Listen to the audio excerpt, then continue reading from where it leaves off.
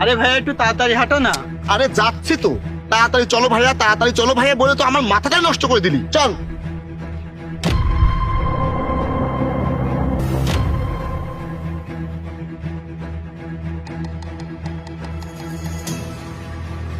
দেখো অপু, ওই ছেলেটা কিভাবে গাড়ির দিকে তাকিয়ে আছে, মনে হয় কোনোদিন গাড়ি দেখেনি। চুপ করো তো তুমি।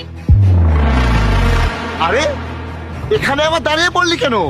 ভাইয়া ওই যে গাড়িটা দেখছো না, ওটা আমার স্বপ্ন একদিন আমার বাড়ির সামনে ওই রকম একটা গাড়ি দাঁড়িয়ে থাকে।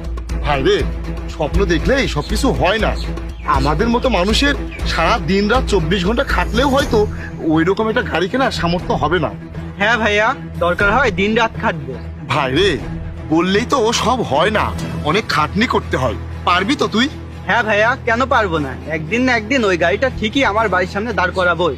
আর কেনই বা পারবো না, আমার অনেক বড় স্বপ্ন, একদিন আমি অনেক বড় লোক হব, যাতে আমাদের